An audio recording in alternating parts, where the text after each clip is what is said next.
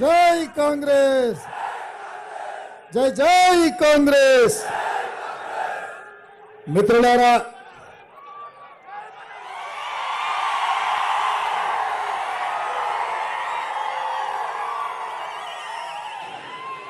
శ్రీమతి సోనియా గాంధీ గారు శ్రీ మల్లికార్జున్ ఖర్గే గారు శ్రీ రాహుల్ గాంధీ గారు మహబూబ్ నగర్ పార్లమెంటు నియోజకవర్గ కాంగ్రెస్ పార్టీ అభ్యర్థిగా వంశీ చంద్రెడ్డి గారిని ఎన్నికల బరిలో దించుతే అఖండమైన మెజారిటీతో గెలిపించాలని ఈనాడు షాద్నగర్ నియోజకవర్గమైన షాద్నగర్ పట్టణం అంబేద్కర్ గారి సాక్షిగా శాసనసభ్యులు వీర్లపల్లి శంకర్ గారు మాజీ శాసనసభ్యులు సోదరుడు ప్రతాప్ రెడ్డి గారు జిల్లా పార్టీ నాయకులు మండల పార్టీ నాయకులు గ్రామ శాఖ అధ్యక్షులు ప్రాణ సమానులైన వేలాది మంది కాంగ్రెస్ పార్టీ కార్యకర్తలు ఈరోజు ఇక్కడికి వచ్చి వంశీ చంద్రెడ్డి గారిని ఆశీర్వదించి కాంగ్రెస్ పార్టీని గెలిపించడానికి కంకణం కట్టుకున్న మీకందరికీ మనస్ఫూర్తిగా ధన్యవాదాలు కృతజ్ఞతలు తెలియజేస్తున్న మిత్రులారా ఈ ఎన్నికలు ఆషామాషి ఎన్నికలు కాదు. ఇప్పటి వరకు 17 సార్లు పార్లమెంట్ ఎన్నికలు జరిగినాయి. ఈసారి 18వ పార్లమెంటు ఎన్నికలు జరగబోతున్నాయి. మా మిత్రులు అనుకోవచ్చు ప్రతిసారి ఎవరినో ఒకరిని ఎన్నుకుంటున్నాం, ఎన్నుకున్న వాళ్ళు ఢిల్లీకి పోతుండ్రు, మా తరఫున మాట్లాడింది లేదు, మాకు తెచ్చింది కూడా లేదు అని. కానీ ఇవాళ మీకొక్క మాట గుర్తు చేయదలుచుకున్నా. హైదరాబాదు రాష్ట్రం ఆనాడు నిజాం నవాబు నుంచి విముక్తి కలిగిన తర్వాత హైదరాబాదు రాష్ట్రానికి తొలి ముఖ్యమంత్రిగా మన ప్రాంతం వాడు, మన షాద్నగర్ వాడు బూర్గుల రామకృష్ణారావు గారు మొట్టమొదటి ముఖ్యమంత్రిగా ఈ ప్రాంతానికి నాయకత్వం వహించిండు. మళ్ళీ 70 సంవత్సరాలు పట్టింది ఈ పాలమూరు గడ్డకు మీ బిడ్డకు ముఖ్యమంత్రి అయ్యే అవకాశం రావడానికి. ఈ 70 సంవత్సరాలలో ఉమ్మడి రాష్ట్రంలో ప్రత్యేక తెలంగాణలో 16-17 మంది ముఖ్యమంత్రులు అయినా మన జిల్లాకు ముఖ్యమంత్రి కాదు కదా, కీలకమైన మంత్రి పదవులు కూడా ఆనాడు ఇవ్వడానికి నాయకత్వాలు ముందుకు రాలే. కానీ తెలంగాణ రాష్ట్రం వచ్చిన 10 సంవత్సరాల తర్వాత చంద్రశేఖరరావు బీఆర్ఎస్ పార్టీ చేస్తున్న విధ్వంసం 10 ఏళ్లలో 100 సంవత్సరాలకు సరిపోయే విధ్వంసాన్ని చేసి వేల కోట్ల రూపాయలు కొల్లగొడుతుంటే తెలంగాణ రాష్ట్రం 4 కోట్ల ప్రజలు ఏకమై మీ బిడ్డను మీ సోదరుణ్ణి కాంగ్రెస్ పార్టీ అధ్యక్షుడిని చేసి ఇవాళ బీఆర్ఎస్ పార్టీని బొందబెట్టే అవకాశం కాంగ్రెస్ పార్టీ సోనియమ్మ ఇచ్చిండ్రు. అందుకే ఇవాళ ఉమ్మడి రాష్ట్రంలో మొదలైన ప్రాజెక్టులు కల్వకుర్తి కావచ్చు, భీమా కావచ్చు, నెట్టంపాడు కావచ్చు, కోయిల్ సాగర్ కావచ్చు, సంగం బండ కావచ్చు, పాలమూరు రంగారెడ్డి ఎత్తిపోతలు కావచ్చు, లచ్చిందేవిపల్లి రిజర్వాయర్ కావచ్చు, ఇవాళ ఈ ప్రాజెక్టులు ఉమ్మడి రాష్ట్రంలో పూర్తి కాలేదంటే ఆనాడు మనం చెప్పుకునే అవకాశం ఉండే. ఉమ్మడి రాష్ట్రంలో సమైక్య పాలనలో సీమాంధ్ర నాయకులు తెలంగాణను ఎడారిగా చేర్చిండ్రు, పడావు పెట్టిండ్రు అని. కానీ 2009లో కరీంనగర్ వదిలి పాలమూరుకు వలస వచ్చిన చంద్రశేఖర్ రావును పాలమూరులో ఊరు లేకపోయినా, పార్లమెంటులో నోరు లేకపోయినా మన భుజాల మీద మోసి పల్లకిలో పార్లమెంటుకు మనం పంపిస్తే ఎంపీ అయి తెలంగాణ రాష్ట్రం వచ్చిన తర్వాత వచ్చిన రాష్ట్రానికి ముఖ్యమంత్రి అయి ఉమ్మడి పాలకుల కంటే ఎక్కువ ద్రోహం చేసిండు, తీరని అన్యాయం చేసిండు. అందుకే తెలంగాణ రాష్ట్రంలో 10 సంవత్సరాలైనా మన ప్రాజెక్టులు అక్కడనే ఉన్నాయి. మన పాలమూరు వలసల బతుకులో మార్పు రాలేదు, మన జీవితాలలో వెలుగు తేలేదు. అందుకే మిత్రులారా, ఇవాళ మీ అందరి ఆశీర్వాదంతో నల్లమల్లలో పుట్టిన నేను, వ్యవసాయ కుటుంబం నుంచి వచ్చిన నేను, మీ సోదరుడిగా, ఒక జడ్పీటీసీగా, ఆనాడు ఎమ్మెల్సీగా ఈ షాద్ నగర్ అండగా నిలబడి అత్యధికంగా ఓట్లు ఇచ్చి మీరందరూ కష్టపడి బలపరిచి శాసన మండలి సభ్యుని చేస్తే ఆ రోజు నుంచి ఈ రోజు వరకు వెనక్కి తిరిగి చూడకుండా మీరు నాటిన మొక్క వృక్షమై తెలంగాణ రాష్ట్రానికి ముఖ్యమంత్రి అయి 4 కోట్ల ప్రజల యొక్క బాధ్యత ఇవాళ మీ బిడ్డగా నేను తీసుకున్నా. అట్లాంటి కీలకమైన సందర్భంలో ఈ పార్లమెంట్ ఎన్నికలు వచ్చినాయి. ఊరన్న తర్వాత అంతా మంచోళ్ళే ఉండరు, ఊర్లో ఎవడో ఒకడు ఉంటాడు ఊరుని ఏదో ఒకటి చెయ్యాలని. ఇవాళ గట్లనే కాంగ్రెస్ పార్టీ జడ్పీటీసీని చేసింది, కాంగ్రెస్ పార్టీ ఎమ్మెల్యేని చేసింది, కాంగ్రెస్ పార్టీ మంత్రిని చేసింది డీకే అరుణమ్మను. ఇవాళ డీకే అరుణమ్మ పేరును ఎవరైనా గుర్తుపడుతుండ్రంటే అది కాంగ్రెస్ పార్టీ కార్యకర్తల కష్టం, కాంగ్రెస్ పార్టీ కార్యకర్తల శ్రమ. నమ్మిన పార్టీని మోసిన కార్యకర్తలను అన్యాయం చేసి శత్రువు పక్కన చేరి ఇవాళ కాంగ్రెస్ను ఓడిస్తా రేవంత్ రెడ్డిని పడగొడతా అని బయలుదేరింది. నేను అడుగుతున్న మిత్రులారా, ఈ పాలమూరు బిడ్డ 70 ఏళ్ల తర్వాత మీ అభిమానంతో ఈ రాష్ట్రానికి ముఖ్యమంత్రి అయితే అరుణమ్మ పొట్లో కత్తి పెట్టుకొని ఇవాళ వెన్నుపోటు పరుస్తా కాంగ్రెస్ పార్టీని ఓడిస్తా అంటే మీరు చూసుకుంటూ ఉంటారా అని మిమ్మల్ని అందరూ నేను అడుగుతున్నా. ఇవాళ నేను అనుకున్నా, రోజు ఈ జిల్లాలో నేను తిరుగుతూ ఈ పదవి కోసం, ఈ ప్రాజెక్టుల పూర్తి కోసం, నిరుద్యోగ యువకుల సమస్య కోసం, దళితుల కోసం, గిరిజనుల కోసం, బలహీన వర్గాల కోసం, మైనార్టీల కోసం, మహిళల కోసం రాత్రి పగళ్ళు అహర్నిశలు నేను కష్టపడుతుంటే ఇవాళ ఈ జిల్లాకు నరేంద్ర మోడీ భారత ప్రధాని వచ్చిండు. నేను అనుకున్నా 10 ఏళ్ళు ప్రధానమంత్రిగా మన ప్రాజెక్టులను పడావు పెట్టినందుకు పాలమూరు బిడ్డలకు క్షమాపణ చెప్తాడనుకున్నా. డీకే అరుణమ్మ పట్టుబట్టైనా పాలమూరు రంగారెడ్డి ఎత్తిపోతల పథకానికి జాతీయ హోదా ప్రకటిస్తాడనుకున్నా. కృష్ణా వికారాబాద్ రైల్వే లైను ఇవాళ ఏపించి పరిగి, కొడంగల్, నారాయణపేట, మక్తలు కర్ణాటకకు రైల్వే లైన్ వేపిస్తాడు అనుకున్నా. ఇవాళ రంగారెడ్డి జిల్లా ఔటర్ రింగ్ రోడ్డు మన షాద్ నగర్ పక్కన మంజూరు చేసిన ITIR కారిడార్ను తిరిగి ప్రారంభిస్తారు అనుకున్నా. ఖమ్మం జిల్లాలో ఇచ్చిన ఉక్కు కర్మాగారాన్ని ప్రారంభిస్తామని మాట ఇస్తారు అనుకున్నా. వరంగల్ జిల్లాలో ఇచ్చిన రైల్వే కోచ్ ఫ్యాక్టరీని పూర్తి చేస్తామని మాట ఇస్తారనుకున్నా. నల్గొండకు IIT, మెదక్కు IIM ఇచ్చిన ప్రాజెక్టులను కొనసాగిస్తానేమని చెప్తారేమనుకున్నా. అవేమీ చెప్పలే, ఏ వరం ఇయ్యలే, ఏ మాట చెప్పలే. మన ప్రాజెక్టుల గురించి కానీ, మన నిరుద్యోగ సమస్య గురించి కానీ, పాలమూరు వలస బతుకుల గురించి కానీ ఒక్క మాట కూడా ఇయ్యలే. ఏం మాట్లాడిండే నరేంద్ర మోడీ గారు? మీడియా మిత్రులారా, ఒక దేశ ప్రధానమంత్రి ఒక ప్రాంతానికి వచ్చినప్పుడు, వెనుకబడిన ప్రాంతానికి వచ్చినప్పుడు, కొత్తగా ఏర్పాటైన రాష్ట్రానికి వచ్చినప్పుడు ఈ రాష్ట్రాన్ని అభివృద్ధి చేస్తాను, ఈ ప్రాంతానికి ఏమేమి ప్రాజెక్టులు ఇస్తాడో చెప్తాడని మనం ఆశించడం. ఆయన మాట్లాడిందంతా 100 రోజులు కూడా కాలేదు, అప్పుడే కాంగ్రెస్ వాళ్ళు రాష్ట్రాన్ని దోసుకున్నారని మాట్లాడుతుండు. నేను అడగదలుచుకున్న నరేంద్ర మోడీ గారిని, అయ్యా అవినీతి గురించి నువ్వు మాట్లాడేటప్పుడు, దోపిడీ గురించి మీరు ప్రజలకు చెప్పేటప్పుడు మీ పక్కలో ఎవరు కూర్చున్నారో చూసుకోవాలి కదనే.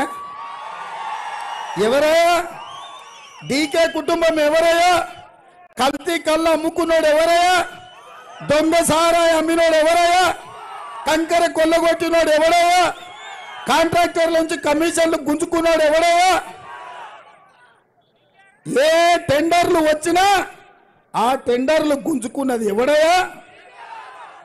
చివరికి వైన్ షాప్ల దగ్గర నుంచి మామూలు కూడా వదలలే, కళ్ళు దుకాణాల నుంచి కమిషన్లు కూడా వదలలే, ఇసుక వదలలే, మట్టి వదలలే, గాలి వదలలే, నీరు వదలలే, చెట్టును వదలలే, చేమను వదలలే, పుట్టను వదలలే.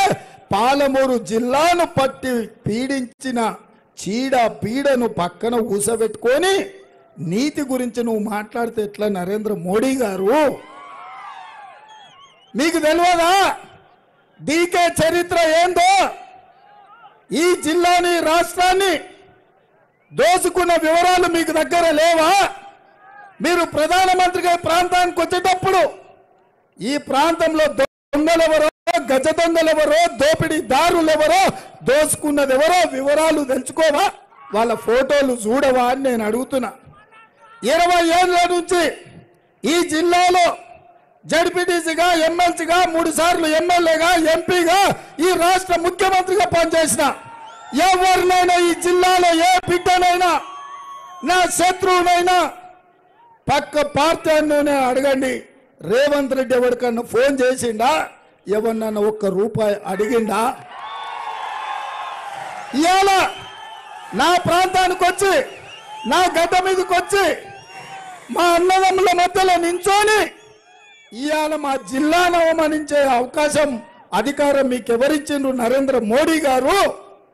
ఇవాళ డీకే అర్ణమ్మ నమ్ముకొని ప్రజల నుంచి వచ్చిన నన్ను, నల్లమల ప్రాంతం నుంచి రైతు బిడ్డగా, ఒక యువకుడిగా, ఏ రాజకీయ నేపథ్యం లేకపోయినా కష్టపడి కింది నుంచి ముఖ్యమంత్రి పదవి వరకు వచ్చిన నన్ను నా జిల్లాకు వచ్చి అవమానిస్తావా? ఇది న్యాయమా? ఇది నీకు ధర్మమా? ఇవాళ సవాలు విసురుతున్నా. ఈ జిల్లాలో ఎవరినైనా అడగండి, ఏ యువకునైనా కదిలించండి, ఏ ఆడబిడ్డనైనా పలకరించండి. డీకేల చరిత్ర ఏందో, మీ రేవంత్ అన్న చరిత్ర ఏందో అడగమని. నరేంద్ర మోడీ షాద్నగర్ అంబేద్కర్ చౌరస్తాలో బ్యాలెట్ బాక్స్ పెట్టండి. ఎవరు అవినీతి పరులో, ఎవరి దోపిడీదారులో, ఎవరు దొంగ సారాయి అమ్మిందో, ఎవరు కల్తీ కళ్ళు అమ్మిందో, ఎవరు ఇసుక దోసుకున్నారో, ఎవరు మట్టిని దోసుకున్నారో, ఎవరు కంకర కొల్లగొట్టినరో, ఎవరు కాంట్రాక్టర్ల దగ్గర కమిషన్లు అడిగినరో, ఎవరు రోడ్ల కాంట్రాక్టులు చేసిండ్రో, ఎవరు రియల్ ఎస్టేట్ వాళ్ళను వసూళ్లు చేసిండ్రో సవాలు చేద్దామా? షాద్నగర్ చౌరస్తాలో ఓటింగ్ పెడదామా? ఒకవేళ ఈ షాద్నగర్ చౌరస్తాలో నాది తప్పని తేలితే నేను అంబేద్కర్ సాక్షిగా ఈ చౌరస్తాలో ముక్కు నేలకు రాస్తా. ఒకవేళ డీకే కుటుంబమే, కేడీ కుటుంబమని దొంగలు, దోపిడీదారులు అంటే 4 కోట్ల తెలంగాణ ప్రజలకు మీరు క్షమాపణ చెప్పాలి. నరేంద్ర మోడీ గారు, మీరేదో ఆశామాష అనుకుంటున్నారు, అల్కగా ఏదైనా అనొచ్చు అనుకుంటున్నారు. ఇది మీ గౌరవానికి మంచిది కాదు, మీ హోదాకి గౌరవం తెచ్చిపెట్టదు. మీరు ఈ దేశ ప్రధానమంత్రి, మీరు మాట్లాడేటప్పుడు, మీరు ఆరోపణ చేసేటప్పుడు చూడండి ఎవరు ఎక్కడి నుంచి వచ్చిందో, ఎవరి చరిత్ర ఏందో కనుక్కోండి. ఇవాళటి వరకు కార్యకర్తల కష్టంతో, కార్యకర్తలు తమ చెమటను తమ రక్తాన్ని చెమటగా మార్చి దారబోసి, వాళ్ళు 3 రంగుల జెండా పోసి భుజాల మీద ఎత్తుకొని ఈ ముఖ్యమంత్రి కుర్చీలో కూసబెట్టిండ్రు. ఇది నా గొప్పతనం కాదు, మా కార్యకర్తల కష్టం అని చెప్పి నేను చెప్తున్నా. మీరు చేసిన అవమానం నన్ను కాదు, నా పాలమూరు బిడ్డలను అవమానించిండ్రు, నా కుటుంబ సభ్యులను అవమానించిండ్రు. మా పాలమూరు గడ్డ మీద తులసి వనం లాంటి ఈ పాలమూరులో కొన్ని గంజాయి మొక్కలు మొలిచినాయి, గడీల నుంచి వచ్చిండ్రు. ఇవాళ బంగ్లా రాజకీయాలు చేస్తుండ్రు. పొద్దుపూట బీఆర్ఎస్, బీజేపీ వేరే వేరే అంటారు, చీకటి అయితే వాడే వీడు, వీడే వాడు. ఎన్ని రోజులు నడుస్తాయి కుమ్ముక్కు రాజకీయాలు? ఎన్ని రోజులు ఈ దగాకోరు రాజకీయాలని నేను అడుగుతున్నా. మా షాద్నగర్ యువకులు, మా కాంగ్రెస్ పార్టీ కార్యకర్తలు హుషారు కాదనుకుంటున్నావా?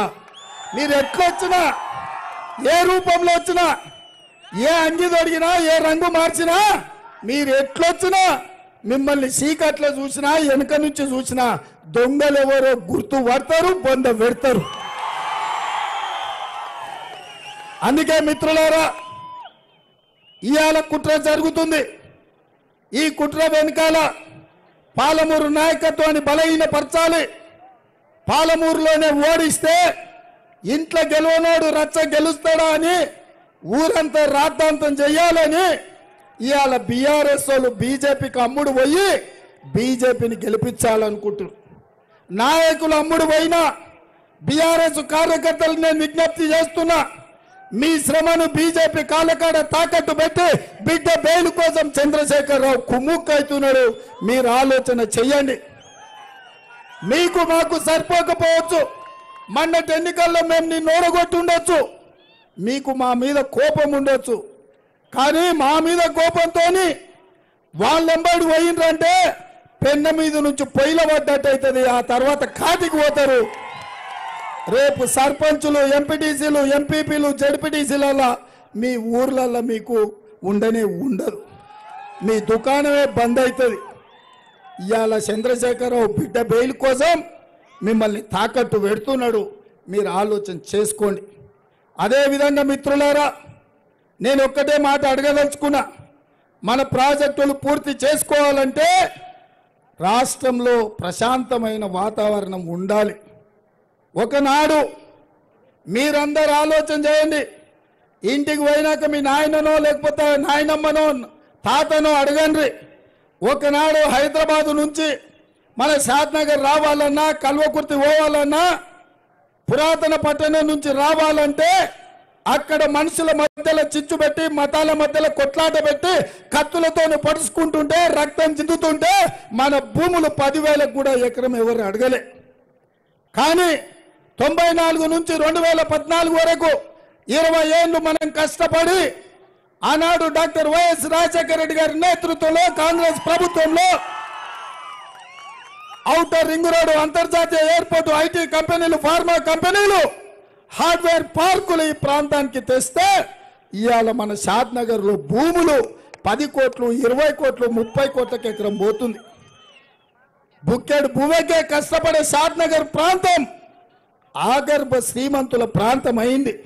ఎందుకైంది?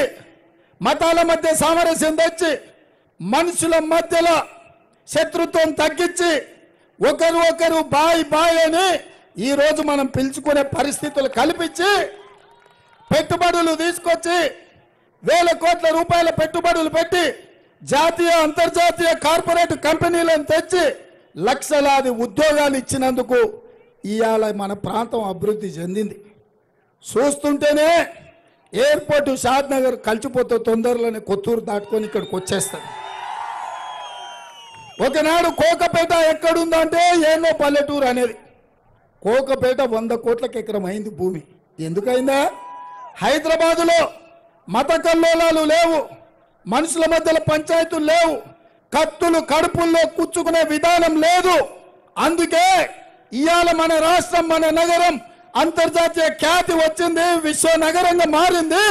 ఇవాళ మనం శ్రీమంతులమైనం. అట్లాంటి రాష్ట్రంలో ఇవాళ బీజేపీ కుట్ర చేస్తుంది. గుజరాత్ నుంచి వచ్చిన నాయకులు తెలంగాణ రాష్ట్రం అభివృద్ధి పదంపై పోతుంటే, గుజరాత్ దాటుతుంటే కుట్రలు చేసి మత కల్లోలాలు సృష్టించి మనుషుల మధ్యలో విషం జమ్మించి ఇవాళ మన మధ్యలో పంచాయతీ పెడుతున్నారు. మాటకు ముందు శ్రీరామ నవమి అనో హనుమాను జయంతి అనో అంటారు. నేను అడుగుతున్న మా అన్నదమ్ములను, అయ్యా మా తండ్రి తాత ముత్తాతలు శ్రీరామనవమి చేయలేదా? హనుమాన్ జయంతి చేయలేదా? పోసమ్మ, ఎల్లమ్మ, మైసమ్మకు కోడి కొయ్యలేదా? కళ్ళు కొయ్యలేదా? జాంగీర్పీర్ల దర్గా పోలేదా? మనం కాదా చేసింది? ఊర్లలో పీర్ల పండుగ చేసింది మనం కాదా? అలా దుంకింది మనం కాదా? జాంగీర్పీర్లకు మేకపోతుని ఇచ్చింది మనం కాదా? ఇంత మంచి వాతావరణంలో మనందరం కలిసి ఉండి మన రాష్ట్రాన్ని అభివృద్ధి చేసుకుంటే ఇవాళ పంచాయతీలు పెట్టాలని చిచ్చు పెట్టాలని బీజేపీ వాళ్ళు ప్రయత్నం చేస్తున్నారు. ఇవాళ నేను ఒక మాట చెప్పదలుచుకున్న బీజేపీ నాయకులకు, ఇవాళ మీరు అనుకుంటున్నారేమో దేవుడి పేరు మీద పోలింగ్ బూతుల్లో బిచ్చం ఎత్తుకోవాలి, ఎన్నికల్లో గెలవాలి అని. కానీ నేను తెలంగాణ రాష్ట్ర ముఖ్యమంత్రిగా పిసిసి అధ్యక్షుడిగా ఒక మాట చెప్పదలుచుకున్న బీజేపీ నాయకులకు, నరేంద్ర మోడీ గారికి, దేవుడు గుడిలో ఉండాలి, భక్తి గుండెల్లో ఉండాలి.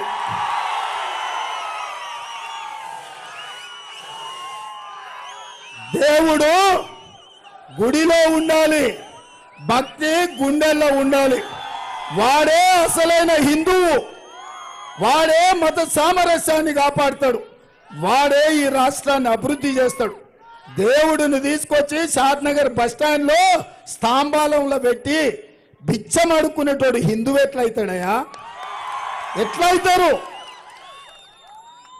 అందుకే మిత్రులారా, ఇవాళ బీజేపీ కుట్ర చేస్తుంది, ఎట్లయినా గెలవాలని చూస్తుంది, ఈ రాష్ట్రంలో పాగా వేయాలని చూస్తుంది.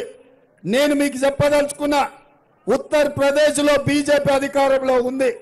ఢిల్లీ పార్లమెంటు నుంచి నోయిడా అనే పట్టణం 25 నిమిషాలలో వెళ్తాం.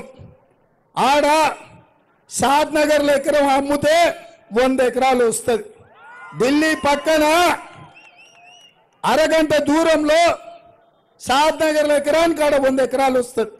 ఎందుకు ఆడ ధర లేదు? ఎందుకు పెట్టుబడులు వస్తలేవు? ఎందుకు పరిశ్రమలు ఉంటలేవు?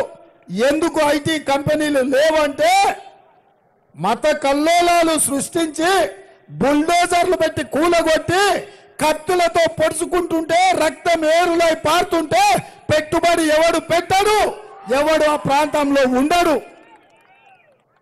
మరి ఉత్తరప్రదేశ్లో బీజేపీ ఉండి, ఉత్తరప్రదేశ్ నుంచే ప్రధానమంత్రి నరేంద్ర మోడీ ఉండి, రాజ్నాథ్ సింగ్ రక్షణ శాఖ మంత్రి ఉండి, నిర్మలా సీతారామన్ ఆర్థిక మంత్రిగా ఉంటే ఉత్తరప్రదేశ్ నోయిడాలో దివాలా తీసింది. ఎందుకు? మత కల్లోలాలు ఉన్నందుకు, మనుషుల మధ్యలో విషం చిమ్మిచ్చినందుకు.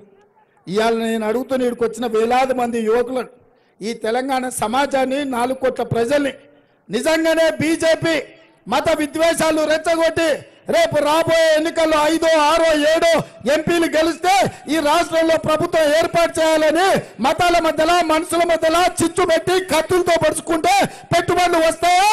ఉన్నాయి తరలిపోతే మన భూములు ఏం కావాలి, మన బతుకులు ఏం కావాలి, మన ఉద్యోగాలు ఏం కావాలి, మన పరిశ్రమలు ఎటు పోవాలి? మిత్రులారా, బీజేపీ గెలవడానికి రాష్ట్రాన్ని సర్వనాశనం చేసుకుందామా? ఆలోచన చెయ్యండి, చెప్పండి. అర్ణమ్మను ఎంపీ చేయడానికో, ఎవరినో విశ్వేశ్వరరెడ్డిని కేంద్ర మంత్రిని చెయ్యడానికో, ఈటెల రాజేందర్ గారికి అధికారంలో కుర్చీలో కూర్చోబెట్టడానికో రాష్ట్రాన్ని బలిద్దామా? ఇవాళ ఆలోచన చేయండి. ఇది ఎన్నికలు కాదు. ఈ ఎన్నికలను అడ్డం పెట్టుకొని మనుషుల మధ్యలో విషం చిమ్మించి, మనుషుల మధ్యలో గోడలు కట్టి, తెలంగాణను ఎడారిగా మార్చి, తెలంగాణను పడావు పెట్టి, ఇవాళ తెలంగాణ ప్రజల ప్రాణాల మీద నరేంద్ర మోడీ గారు ఢిల్లీలో గద్దెనెక్కాలనుకుంటున్నాడు.